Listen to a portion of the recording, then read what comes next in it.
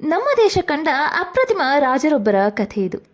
ರಾಜ ಎಂದ ತಕ್ಷಣ ಇವರು ಸಾವಿರಾರು ಯುದ್ಧಗಳನ್ನು ಮಾಡಿ ರಾಜ್ಯವನ್ನು ವಿಸ್ತರಿಸಿ ಈ ಹೆಗ್ಗಳಿಕೆಗೆ ಪಾತ್ರರಾದಂಥವರಲ್ಲ. ಬದಲಿಗೆ ಜನಾನುರಾಗಿಯಾಗಿದ್ದು ರಾಜ್ಯದ ಪ್ರಜೆಗಳ ಮನಸ್ಸನ್ನು ಗೆದ್ದಂಥವರು. ನಿಜವಾದ ರಾಜನ ಕರ್ತವ್ಯವನ್ನು ತಿಳಿಸಿಕೊಟ್ಟಂಥವರು. ಕರುನಾಡಿನ ಅಭಿವೃದ್ಧಿಗೆ ಭದ್ರ ಬುನಾದಿಯನ್ನು ಹಾಕಿಕೊಟ್ಟಂಥವರು. ದೇಶದ ಏಕೀಕರಣಕ್ಕೆ ಪಣ ತೊಟ್ಟು ನಿಂತಿದ್ದ ಸರ್ದಾರ್ ವಲ್ಲಭಭಾಯ್ ಪಟೇಲ್ರವರೇ ಇಂಥ ರಾಜರೊಬ್ಬರಿದ್ದರೆ ನಮಗೆ ಪ್ರಜಾಪ್ರಭುತ್ವದ ಅವಕಾಶವೇ ಬೇಕಾಗಿರಲಿಲ್ಲ ಅಂತ ಹೇಳಿದರು. ಇದು ಬೇರಾರೂ ಅಲ್ಲ, ನಮ್ಮ ಯದುವಂಶದ ರಾಜಶ್ರೀ ನಾಲ್ವಡಿ ಶ್ರೀ ಕೃಷ್ಣರಾಜ ಒಡೆಯರ್ರವರ ಕಥೆ. ನಾವು ಯಾರ್ಯಾರನ್ನು ಅಪ್ರತಿಮ ರಾಜ, ಪರಾಕ್ರಮಶಾಲಿ ಅಂತ ಹೊಗಳ್ತಾ ಇರ್ತೀವಿ. ಇಂತಹ ಬರದಲ್ಲಿ ನಮ್ಮ ನಾಡಿನ ಶ್ರೇಯೋಭಿವೃದ್ಧಿಗಾಗಿ ದಣಿದಂತಹ ಇವರನ್ನು ಮರೆತೇ ಹೋಗಿದ್ದೇವೆ. ಇಡೀ ಜಗತ್ತು ಮೊದಲನೇ ಮಹಾಯುದ್ಧಕ್ಕೆ ಸಿದ್ಧವಾಗ್ತಾ ತತ್ತರಿಸ್ತಿದ್ದಂತಹ ಸಮಯದಲ್ಲಿ ಮೈಸೂರು ತನ್ನ ಸುವರ್ಣ ಯುಗಗಳನ್ನು ಕಾಣ್ತಾ ಇತ್ತು. ಯುದ್ಧ ಮಾಡುವವನು, ಯುದ್ಧ ಗೆಲ್ಲುವವನು ಶ್ರೇಷ್ಠ ರಾಜನಲ್ಲ.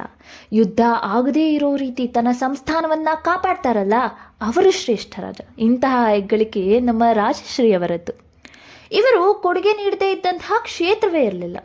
ಕೃಷಿ, ಕೈಗಾರಿಕೆ, ನೀರಾವರಿ, ಜಲವಿದ್ಯುತ್, ಶಿಕ್ಷಣ, ಆರೋಗ್ಯ ಸೇರಿದಂತೆ ಹಲವು ಬೆಳವಣಿಗೆಗೆ ಕಾರಣರಾಗಿದ್ದಾರೆ. ಇವತ್ತು ನಾವು ಸ್ವಿಚ್ ಆನ್ ಮಾಡಿದ ತಕ್ಷಣ ಬರುವಂತಹ ಕರೆಂಟಿಂದ ಹಿಡಿದು ನಲ್ಲಿ ತಿರುಗಿಸಿದ ತಕ್ಷಣ ಮನೆ ಮುಂದೆ ಬರುವ ನೀರಿನವರೆಗೆ ಎಲ್ಲವೂ ಕೂಡ ನಮ್ಮ ರಾಜರ ಕೊಡುಗೆ. ಇಡೀ ದೇಶಕ್ಕೆ ಸ್ವತಂತ್ರ ಪೂರ್ವದಲ್ಲೇ ಪ್ರಜಾಪ್ರಭುತ್ವದ ಬಗ್ಗೆ ತಿಳಿಸಿಕೊಟ್ಟವರು ನಮ್ಮ ಒಡೆಯರ್ರವರು. ಇವರ ಅಭಿವೃದ್ಧಿ ಕೆಲಸಗಳನ್ನು ಕಂಡ ಮಹಾತ್ಮ ಗಾಂಧಿಯವರೇ ಇವರನ್ನು ರಾಜಶ್ರೀ ಎಂದು ಕರೆದಿದ್ರು.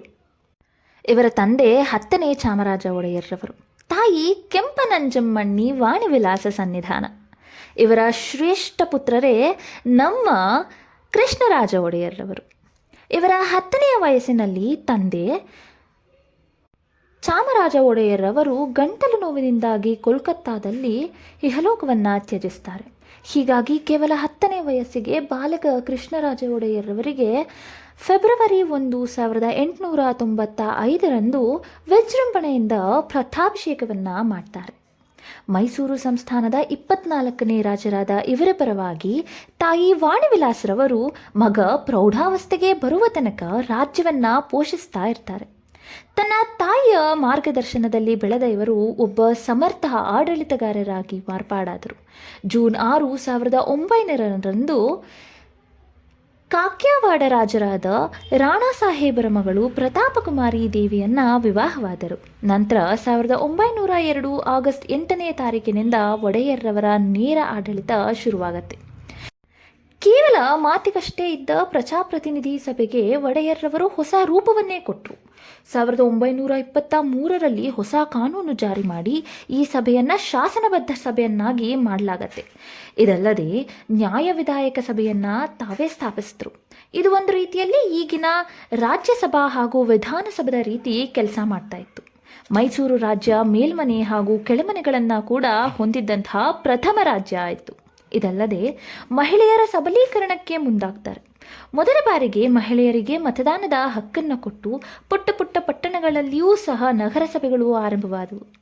ಇದಲ್ಲದೆ 1918 ಪ್ರಪ್ರಥಮ ಬಾರಿಗೆ ಗ್ರಾಮ ಪಂಚಾಯಿತಿಗಳನ್ನು ಸ್ಥಾಪನೆ ಮಾಡ್ತಾರೆ. ದೇಶಾದ್ಯಂತ ಕಿರೀಟವನ್ನು ಧರಿಸಿ ಆಡಳಿತ ಮಾಡುತ್ತಿದ್ದಂಥ ರಾಜರುಗಳ ನಡುವೆ ಇವರು ಕೇವಲ ಪೇಟವನ್ನು ಧರಿಸಿ ಆಡಳಿತವನ್ನು ಮಾಡಿದಂಥವರು. ಜನರ ತೆರಿಗೆಯಲ್ಲಿ ನಾವು ಜೀವನವನ್ನು ಸಾಗಿಸ್ತಾ ಇದ್ದೇವೆ, ಆ ಹಣದ 1 ರೂಪಾಯಿಯೂ ಕೂಡ ವ್ಯರ್ಥವಾಗಬಾರದು ಎಂಬುದು ನಮ್ಮ ಒಡೆಯರ್ರವರ ಮಾತಾಗಿತ್ತು.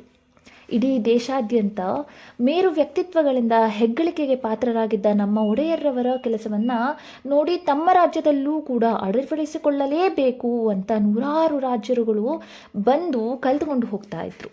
ನಾಲ್ವಡಿ ಕೃಷ್ಣರಾಜ ಒಡೆಯರ್ರವರ ಯಶೋಗಾಥೆಯನ್ನು, ಅವರ ಕೆಲಸಗಳನ್ನು ವಿವರಿಸಲು ಇಡೀ ದಿನವೇ ಮೀಸಲಿಟ್ಟರೂ ಕೂಡ ಸಾಕಾಗೋದಿಲ್ಲ.